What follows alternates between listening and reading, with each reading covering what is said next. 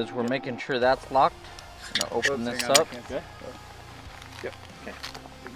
We're working the rope from the mountain top. So this is gonna be the bottom side. We're gonna feed this guy in. Put this in and make sure there's no kinks, no rocks, no abrasions.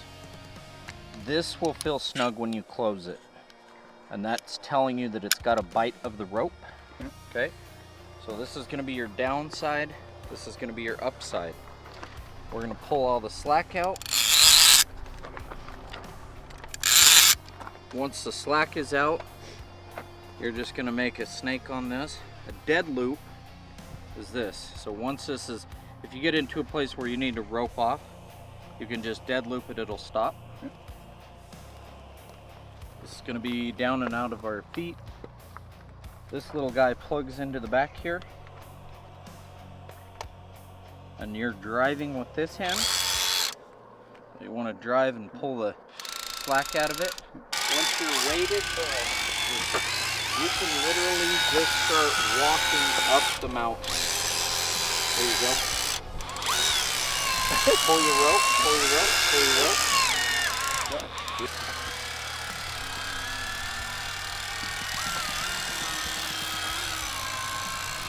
I have no thoughts. I'm hot, sweaty.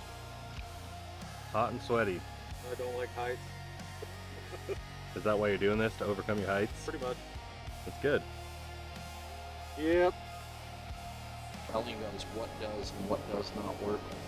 And then we'll run side by side. Up on top, it's set with the double bowline, double anchored into a single anchor, so that if something fails, it's not one piece of gear that is our stop.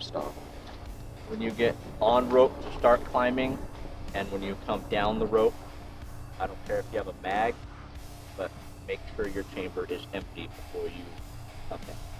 Are you drinking that Capri Sun upside down, son? Absolutely. Or upside right? I mean, you can stab the little hole, or you just stab the bottom. So what are your thoughts on the cliff? It was great. It was the mechanical assist up is phenomenal, and yeah. What was it like shooting up there? Like after you climbed up, what did you feel like you had a steady footing, or was it? Plenty of room. I mean, it's not a big ledge, but it was a comfortable ledge, and I remember that the bullets drop faster when you're shooting from above, but it was good fun. The Good. target was like what, 200 yards? 175, 150, something like that. Yeah. Okay. So easy picking when you walk the rounds in. So Yeah. Did you feel pretty safe on that rope system they had yeah. in? No, it was redundancies. Yeah. So that was good.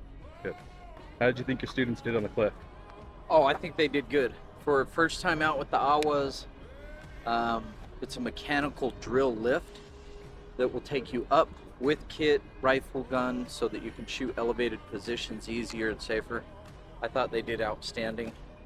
There are some safety things, and I'm sure people will point out in the comments. No dual lines, no Petzl ASAPs or ASAPs. We have all of that, but today is a real easy, you could scurry up there. A lot of this is about the mechanics of the safety of the lines, the gear, the equipment.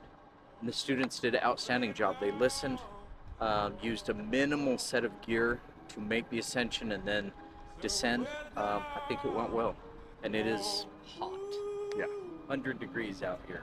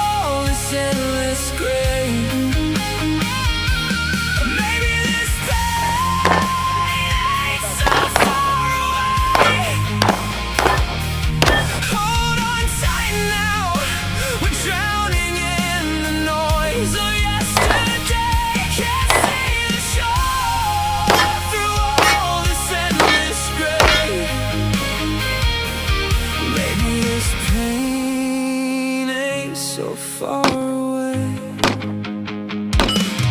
Hold on tight now, we're drowning in the noise of yesterday. Can't see the shore through all this endless gray.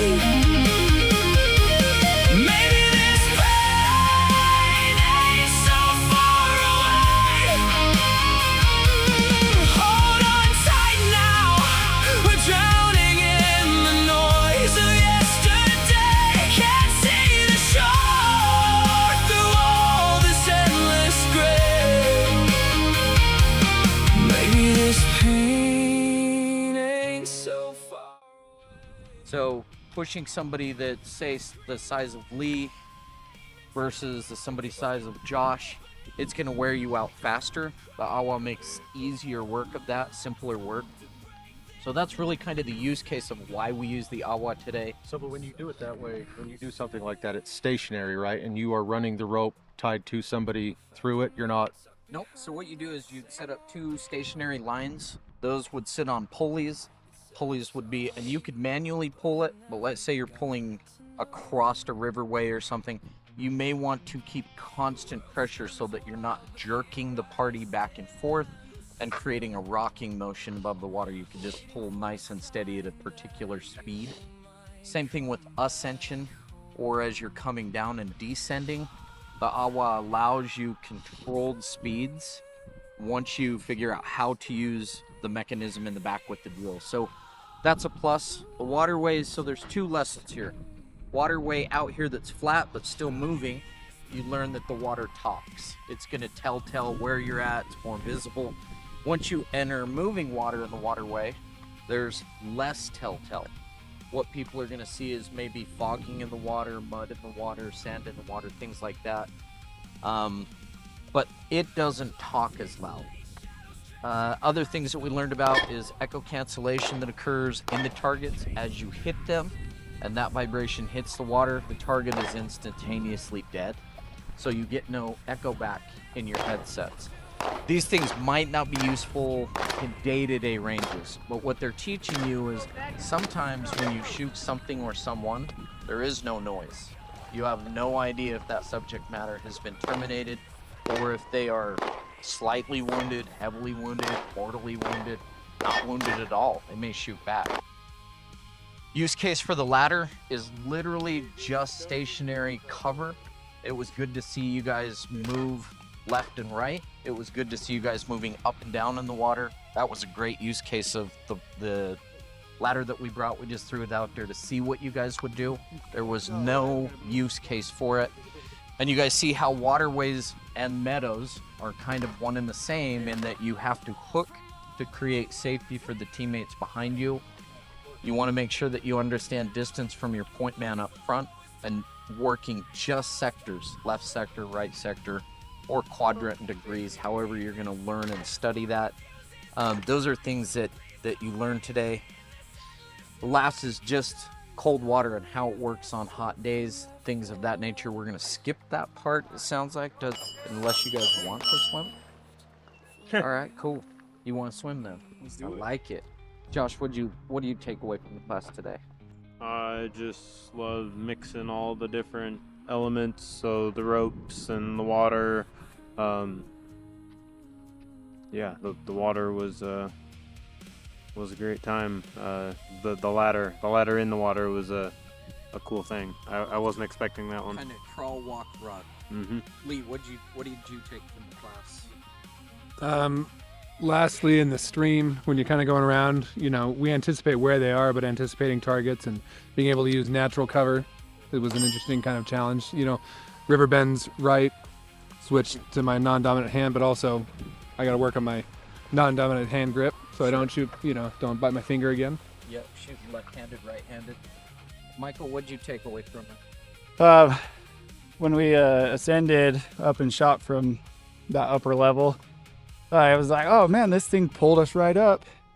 And you get up there and you're like, oh cool, and then you're like, oh, that was more work. And then you're trying to shoot and just like getting in a good position to be able to hit or make hits on target. And I mean, you walked me through it when I went offhand and I was like, nothing's going on. Gave me some pointers and started hitting. It was a lot of fun. And and attempting to run through water's a whole different world. Trying to be quiet for one, and then like Lee was saying, using the bends and to cover yourself was like stuff I don't think about, and now I do. So. Sure. Steve? I think the big thing for me was that shooting over the water with my optic, I get that glare. And I'd never seen it. Hey, I'd never seen it. I wasn't aware of it. Yep. And it threw me, right?